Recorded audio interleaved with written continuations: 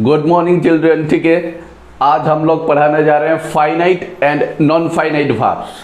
ठीक है, भाग के बारे में जितना आप लोगों को पता है मेरे ख्याल से आपके लिए सफिशिएंट है। स्टैंडर्ड 5 और 6 के बच्चों के लिए सफिशिएंट है। और डिटेल में जानने के लिए पूरा वीडियो देखिए। ठीक है, आज मैं वर्ब का जो फाइनाइट और नॉन फाइनाइट, ये फाइनाइट वर्ब क्या चीज है, नॉन फाइनाइट वर्ब क्या चीज है, इसे सेंटेंस के अंदर कैसे हम रिकॉग्नाइज कर सकते हैं, which is finite and which is non finite verb. ठीक है, तो finite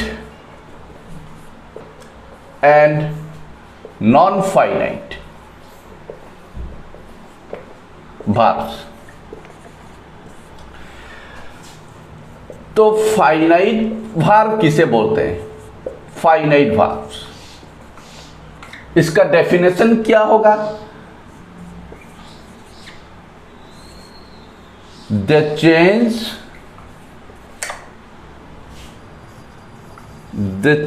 their forms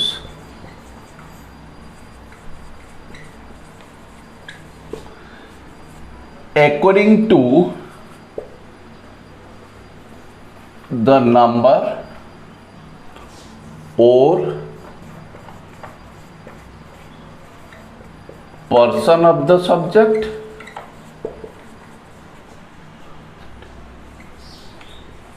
along with the tense, present or past, according to the subject along with the tense of the sentence। तो finite verb हम किसे बोलते हैं? Finite verb. तो finite verb जो है वो सेंटेंस के अंदर जब आते हैं फाइनाइट वर्ब्स, वो सब्जेक्ट का जो according to the number and person, यहाँ पे पर्सन एंड नंबर और पर्सन के हिसाब से अकॉर्डिंग टू द नंबर और पर्सन ऑफ द सब्जेक्ट का जो नंबर और पर्सन तो मैंने आपको समझाया था, सिंगुलर नंबर, प्लूरल नंबर। ठीक है, first person, second person, third person. ठीक है, तो सब्जेक्ट का जो नंबर और पर्सन, सब्जेक्ट अगर फर्स्ट पर्सन हुआ, सब्जेक्ट अगर थर्ड पर्सन हुआ, सब्जेक्ट अगर सिंगुलर हुआ या फिर सब्जेक्ट अगर प्लूरल हुआ, तो finite verb changes its form. ये फाइनाइट वर्ब जो है ये इसका फॉर्म चेंज कर लेता है according to the number, person और tense of the sentence. Sentence किस टेंस में है, whether the sentence is in present tense or in past tense, it changes its form according to the tense of the sentence and according to the person and number of the subject। is that clear? ठीक है, ये वाला screenshot रख लीजिए। इसे finite verb बोलते हैं। Suppose मैं यहां पे एक एग्जांपल ले रहा हूं। Example, suppose I like watching TV. I like watching TV. ठीक है, यहां पे और एक चीज भी मैं आपको बताऊंगा। ज्यादातर बच्चों को इस चीज पे ध्यान देना चाहिए, जो वर्ब सब्जेक्ट का जो नंबर और पर्सन या फिर टेंस से इफेक्टेड नहीं होता है, नंबर, पर्सन या टेंस से इफेक्टेड नहीं होता है, उसे नॉन फाइनाइट बोलते हैं। जो इफेक्टेड होता है उसे फाइनाइट वर्ब बोलते हैं, ये वाला। ठीक है, तो एक ट्रिक्स भी है, मैं आपको बता दूंगा लास्ट टाइम में। ठीक है, पहले ये वाला समझ लीजिए। आई लाइक वॉचिंग टीवी, अगर यहाँ पे आई लाइक वॉचिंग टीवी है, ये फर्स्ट पर्सन सिंगुलर नंबर है। अगर ये थर्ड पर्सन हो गया तो यहां पे मैं लिखूंगा ही लाइक होगा क्या? थर्ड पर्सन सिंगुलर नंबर है तो ये थर्ड पर्सन और सिंगुलर नंबर है, third person and singular number, इसलिए ही लाइक्स वॉचिंग टीवी। ठीक है, मैं टीवी देखना पसंद करता हूं, मुझे टीवी देखना अच्छा लगता है। I like watching TV. उसे टीवी देखना अच्छा लगता है, ही लाइक्स वॉचिंग टीवी, या फिर ही लाइक करेंगे, नहीं हो सकता क्योंकि यहां पे सब्जेक्ट जो है ये थर्ड पर्सन सिंगुलर नंबर है, वेदर इन सेंटेंस वन ये फर्स्ट पर्सन सिंगुलर नंबर है आई, इसलिए सिंगुलर वर्ब के साथ एग्रीमेंट किया फर्स्ट पर्सन, ये थर्ड पर्सन था इसलिए एसीएस सफिक्स लगा दिया लाइक में, ठीक है। अगर इसका वर्ब, इसका टेंस अगर चेंज करना है इस सेंटेंस का, सपोज और एक मैं यहाँ पे सेंटेंस लिखूंगा और एक सेंटेंस, इसे भाग टू में सब, ठीक है। तो ही लाइक्स, अगर उसे टीवी देखना पसंद था या फिर मुझे टीवी देखना पसंद था, पहले था, तो आई लाइक्ड वॉचिंग टीवी, तो आई लाइक्ड वॉचिंग टीवी। तो यहां पे थोड़ा फोकस कीजिए, हमेशा जब फर्स्ट पर्सन होता है तो like, third person singular number likes, verb अगर चेंज हो गया, टेंस अगर चेंज हो गया सेंटेंस का, तो इसका भी फॉर्म चेंज हो रहा है, आई लाइक्ड वॉचिंग टीवी। तो इस तरह के भार्ब को हम फाइनाइट भार्ब बोलते हैं, जो सब्जेक्ट का नंबर एंड पर्सन के हिसाब से या फिर सेंटेंस का जो टेंस है उसके हिसाब से इट चेंजेस इट्स फॉर्म, तो उसी को हम फाइनाइट वर्ब्स बोलते हैं, ठीक है। इसे साफ कर देता हूं मैं अभी। तो फाइनाइट वर्ब जो है वो सेंटेंस में सब्जेक्ट जहां पे है उस सब्जेक्ट का नंबर और पर्सन उसके हिसाब से खुद को चेंज कर लेते हैं, ठीक है। सपोज यहां पे और एक सेंटेंस में लिख रहा हूं,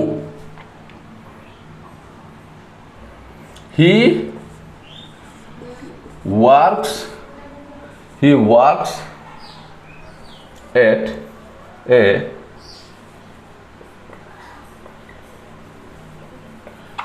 restaurant, he works at A restaurant, वो रेस्टोरेंट में काम करता है, ही वर्क्स, ठीक है। वो रेस्टोरेंट में काम करता था पहले, तो पहले करता, यहां पे तो वर्ब वर्क है, थर्ड पर्सन सिंगुलर नंबर है, ये थर्ड पर्सन सिंगुलर नंबर है, इसलिए सफिक्स एस लगा जाए, ही वर्क्स। अगर वो काम करता था पहले तो वहां पे क्या होगा, he worked eight A restaurant, खत्म। तो यहां पे वर्कड हो गया, तो सेंटेंस का जो टेंस है, टेंस के हिसाब से भी ये सिंपल प्रेजेंट है, ये सिंपल पास्ट है।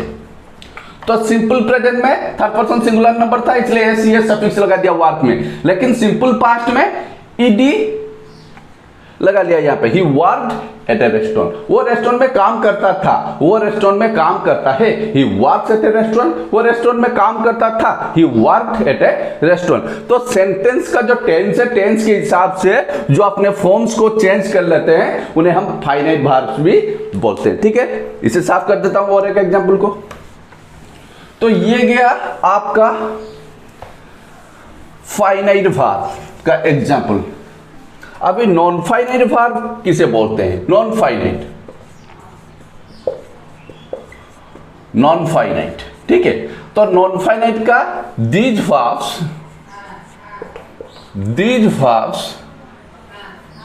do not change their forms according to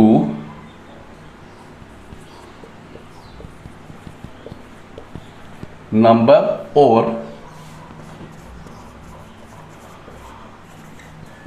person of the subject or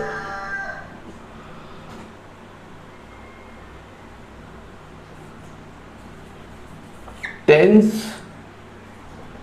of the sentence.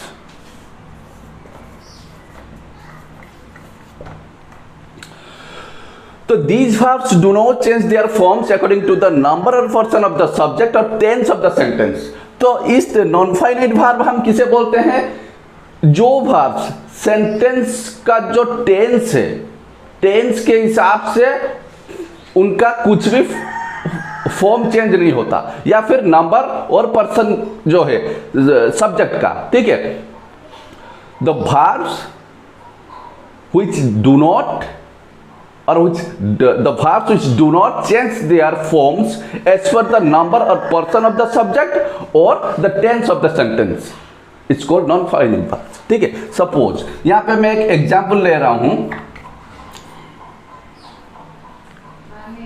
Suppose the chair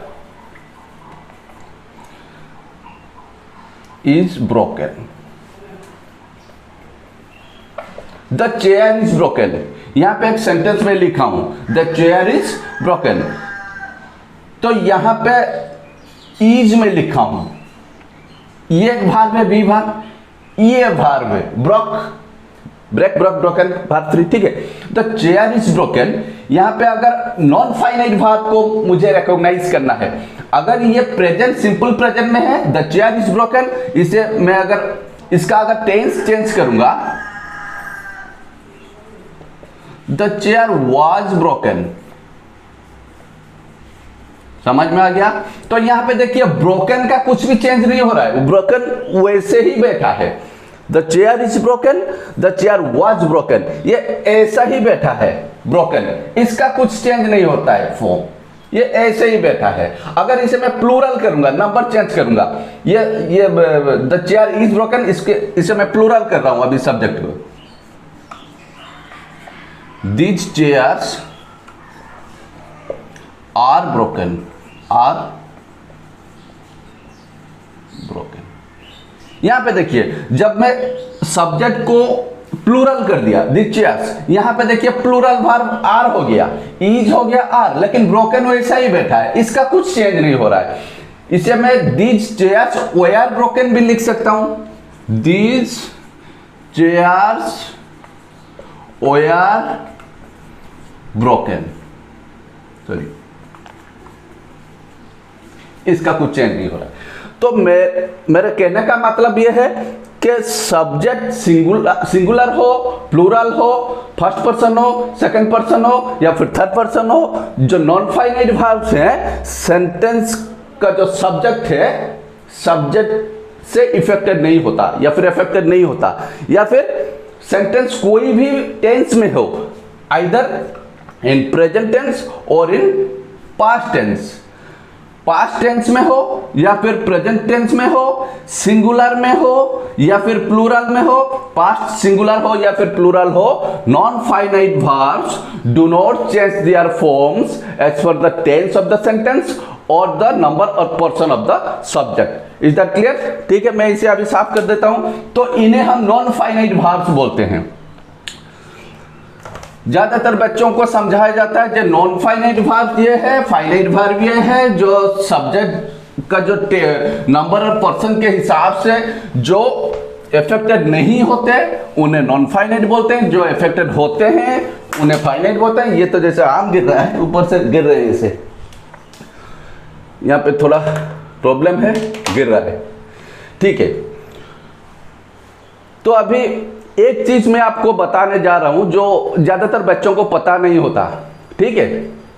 finite non finite आप कहीं पे भी ढूंढ के पा सकते हैं, ठीक है, लेकिन इस चीज पे थोड़ा फोकस कीजिए, ये ज्यादातर बच्चों को पता नहीं होता और ये एक ही सेंटेंस आपका जो डाउट है वो पूरा क्लियर कर देगा, ठीक है। तो फाइनाइट नॉन फाइनाइट, तो फाइनाइट का definition,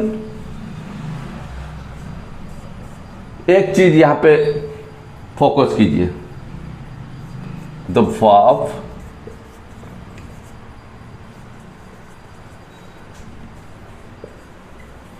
that comes first in a sentence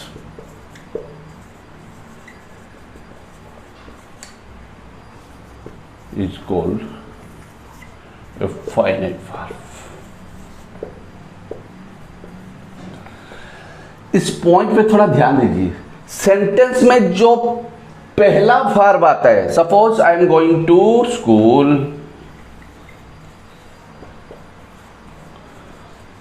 I am going to school, ठीक है। तो सेंटेंस में जो पहले आता है, कौन पहले आया? एम, तो इसी को हम फाइनाइट वर्ब बोलते हैं।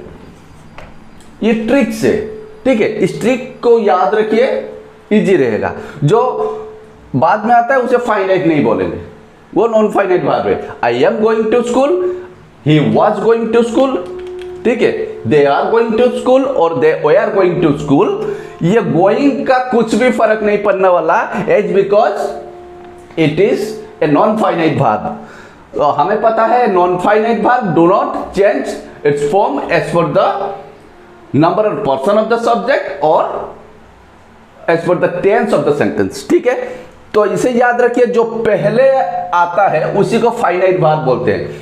और एक चीज याद रखिए, ये वाला एक पॉइंट है, इसे साफ कर देता हूं। अगर एक सेंटेंस में,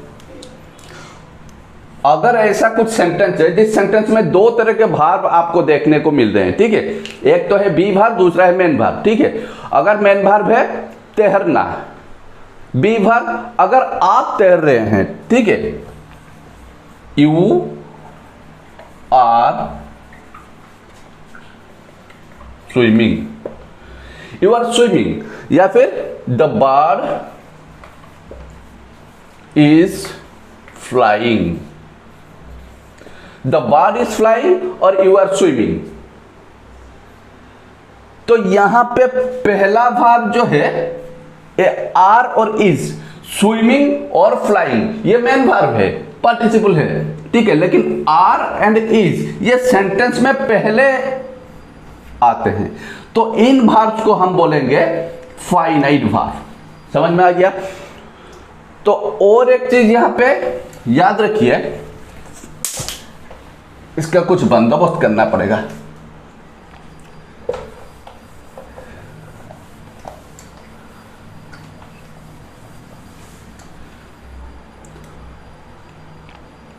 B verbs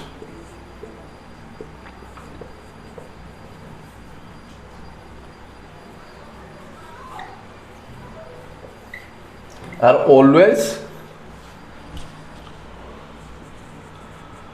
taken as finite verbs। इस चीज पे ध्यान दीजिए, be verb am, is, are, was, were, इन सबको बी वर्ब जो पढ़ा था, इन सबको फाइनाइट वर्ब बोलते हैं। ये कभी नॉन फाइनाइट नहीं हो सकते। ठीक है, तो फाइनाइट वर्ब को और एक चीज ध्यान दीजिए, यहां पे ज्यादातर बच्चों को पता नहीं होता, या और ये चीज देखने को भी नहीं मिलता। आइदर इन गूगल सर्च कीजिए या फिर किताब में जाइए, ये चीज ट्रिकी चीज आपको देखने को नहीं मिलेगा। इस चीज पे थोड़ा ध्यान दीजिए। Finite verbs are also called tense markers। Tense markers, इस चीज पे थोड़ा ध्यान दीजिए। फाइनाइट वर्ब्स को हम टेंस मार्कर्स भी बोलते हैं। टेंस मार्कर्स क्यों बोलते हैं? क्योंकि यही एक वर्ब है जिन वर्ब को देख के हमें पता चल जाता है whether the sentence is in present, past और कुछ नहीं। फ्यूचर टेंस नहीं होता, फ्यूचर टाइम होता है। जब मैं टेंस पढ़ाऊंगा समझा दूंगा। ठीक है, तो finite verbs are also called tense markers. Finite verb को हम टेंस मार्कर बोलते हैं। जैसे am, is, are, was, are, इन सब को हम टेंस मार्कर्स भी बोलते हैं, क्योंकि ये सब फाइनाइट वर्ब्स हैं। इसे ध्यान दीजिए। इसे साफ कर देता हूं मैं अभी। तो बी वर्ब जो है इन्हें हम फाइनाइट वर्ब्स बोलते हैं और इन्हें टेंस मार्कर्स भी बोलते हैं। लेकिन non finite verbs, be verbs कभी भी नॉन फाइनाइट वर्ब्स नहीं हो सकते। और एक चीज, ज्यादातर अगर एक सेंटेंस में मोरल्स हैं, मोरल्स भी हैं, ठीक है, मोरल्स है प्लस ऑक्सिलरी, ऑक्सिलरीज है, मोरल्स हैं, primary auxiliaries and morals auxiliary. ठीक है, तो इतना याद रखिए, हमेशा मोरल्स जो है वो फाइनाइट वर्ब कहलाएगा। ठीक है, मोरल्स तो पता है ना, विल, सेल, में, माइट। लास्ट वीडियो में मैं समझाया था, अब जा सकते हैं लास्ट वीडियो में जब मैं भार्ब्स समझाया था, modals and primary, be verb, do verb, have verb, वहां पे पूरा डिटेल में समझाऊंगा। तो मोरल्स वर्ब्स हमेशा फाइनाइट वर्ब कहलाते हैं। I will have I will have scene,